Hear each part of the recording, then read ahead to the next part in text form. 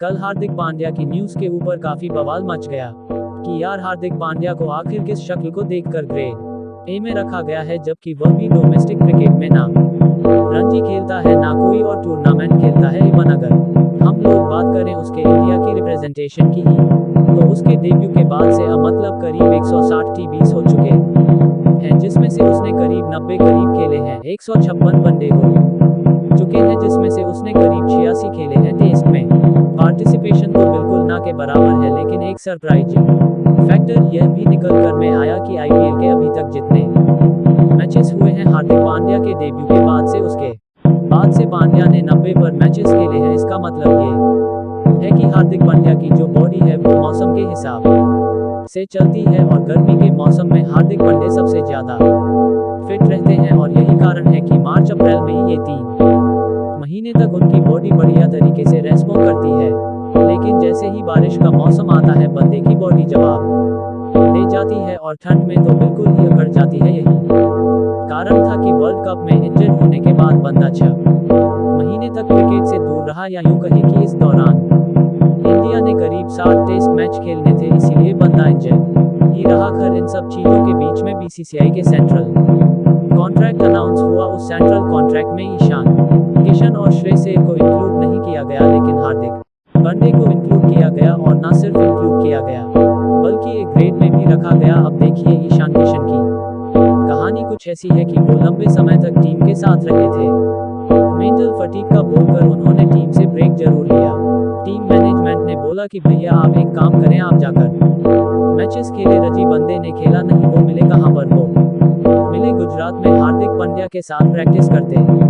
But देखिए, हार्दिक पांड्या को मिला ग्रेड, और ईशान किशन को भी दिखाया गया बाहर का रास्ता, और कुछ ऐसा ही श्रेयस अय्यर के साथ भी हुआ। बंदे ने एक रणजी मैच नहीं खेला था, सेमीफाइनल में तो अपीयर होने वाले हैं। बंदे ने एक रणजी मैच नहीं खेला था, लेकिन उसको भी बाहर कर दिया। तो ऐसे में जो क्रिकेट फैंस हैं, उन सब ने सवाल उठाना शुरू कर दिया कि भैया आखिर ऐसा क्या था कि हार्दिक पांड्या को तो आपने ग्रेड ए दे दिया, लेकिन इन खिलाड़ियों को आपने बिल्कुल बाहर कर दिया।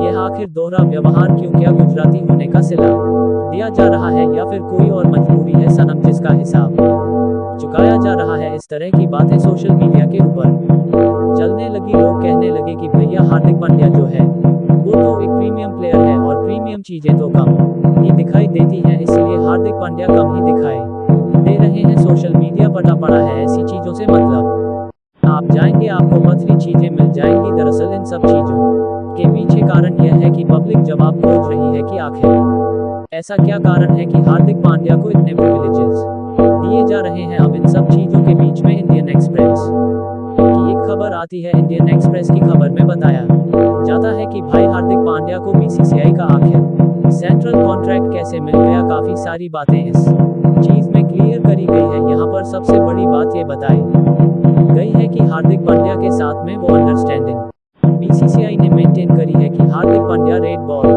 क्रिकेट की खेलने के लिए बिल्कुल भी उनकी बॉडी तैयार नहीं है, मतलब कि उनकी बॉडी उतना रेड लोड ले नहीं पाती। एंड जो डोमेस्टिक में रेड बॉल क्रिकेट होता है वो इसीलिए नहीं खेलते। लेकिन हाँ, हार्दिक पांड्या की तरफ से इस बात को लेकर अश्योरेंस लिया गया है कि अब डोमेस्टिक क्रिकेट में जितने भी व्हाइट बॉल टूर्नामेंट होंगे वो टूर्नामेंट इनको खेलने पड़ेंगे, ना सिर्फ वो जिनम इनको खेलने का पैसा मिले। तो डोमेस्टिक क्रिकेट अगर हार्दिक पांड्या खेलते हैं तो ही उनका ग्रेड ए मेंटेन रखा जाएगा, वरना उनको भी बाहर किया जा सकता है। अब देखिए, इस बात को लेकर मुझे काफी डाउट है। अगर ऐसे मान लीजिए कोई डोमेस्टिक आता है और उस समय पर हर पांडे बोलते थे भैया मुझे तो चोट लग गई, तो ये क्या कर लेंगे? तो ये सब चीजें तो खैर आने वाला टाइम बताएगा। लेकिन एक चीज यहाँ पर क्लियर हो चुकी है कि हार्दिक पांड्या और बीसीसीआई के बीच में भी एक अंडरस्टैंडिंग है, और उसी अंडरस्टैंडिंग को फॉलो करते हुए यहाँ पर इस डिसीजन पे ये लोग पहुंचे हैं कि इस तरीके से चीजों को कैरी आउट किया जाएगा, जिससे कि वहां पर चीजें और भी ज्यादा क्लियर हो सके। बाकी अब हार्दिक पांड्या के इंक्लूजन के बाद में देखिए, ऑब्वियस सी बात है, लोगों को जहां थोड़ी सी राहत मिली थी, वहीं पर ईशान किशन और श्रेयस अय्यर के बाहर जाने के कारण कई सारे यंगस्टर्स को एक क्लियर तौर पर मैसेज भी गया है कि अगर आप व्हाइट बॉल क्रिकेट और रेड बॉल क्रिकेट का जो डोमेस्टिक टूर्नामेंट्स होते हैं, अगर आप उनको प्रेफरेंस नहीं दे रहे हैं, तो ऑब्वियस सी बात है हम भी आपको प्रेफरेंस नहीं दे पाएंगे। इसके अलावा और कुछ भी नहीं। अगर आपको मतलब हमारे साथ चलना है तो आपको ये कुछ चीजें हैं जो कि फॉलो करनी पड़ेंगी, और अगर आप नहीं करते हो तो फिर हम आपको बाहर का रास्ता दिखाने में बिल्कुल देर नहीं करेंगे। इन सब चीजों के बीच में एक बात और जो निकल कर आ रही है वह है कि आईपीएल पार्टिसिपेशन के लिए मैंडेटरी होने वाले क्राइटेरिया, मतलब कि कुछ डोमेस्टिक टूर्नामेंट्स को इंक्लूड किया जाएगा उस क्राइटेरिया में, कि अगर आप इन डोमेस्टिक टूर्नामेंट में आप इतने मैचेस खेल रहे हो तो ही फिर आपको हम आगे चांस देंगे। एक सिंपल एज दैट आप मुझे बताएं अब आप लोगों का इस बारे में क्या कुछ कहना है। मेरे ला जय हिंद, जय भारत।